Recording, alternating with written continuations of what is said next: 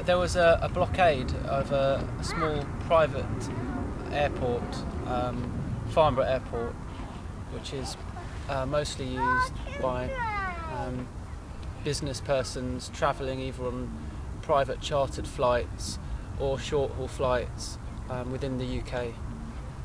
Basically, a group of 9 of us out of a total of 24 blockaded the road by using lock-on tubes and concrete buckets, and they linked together and spread across the whole road.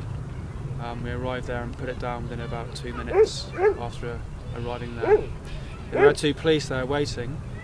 I don't know if they were waiting for us, but they were there just hanging around, and we took them by surprise. And it was a really successful and efficient blockade.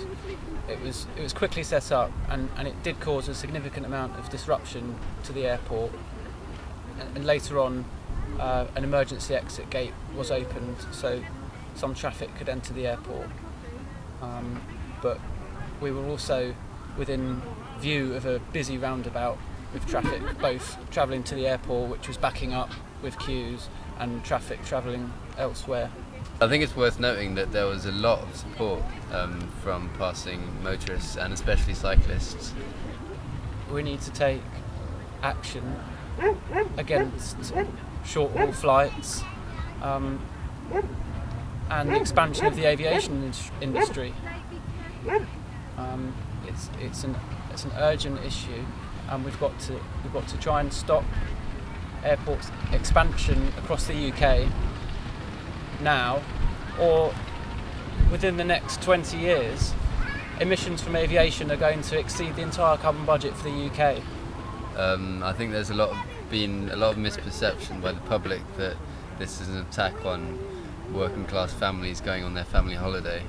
And Farnborough Airport is like exclusively a business airport, and for me it's important, I think, to really highlight that this is a problem that's created by wealthy nations and wealthy individuals, and a problem that's going to be seen mostly by the poor of the world.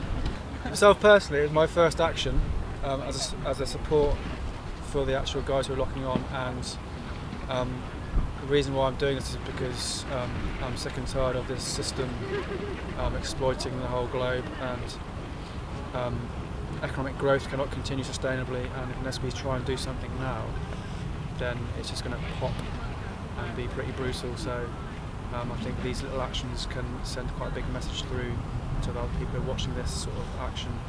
We live in a culture which depicts flying as part of the glamorous lifestyle, which is increasingly becoming normalised, and it's really damaging to the environment. Yeah, I personally don't fly, but I don't think that's enough. I think that a lot of other people need to be encouraged not to fly, even if that means actively disrupting what is the most unnecessary and unjustifiable of flights, which is business and charter flights and luxury private jets of the individuals who'd be flying out of Farnborough Airport, which is why it was specifically targeted and not holidaymakers at Heathrow.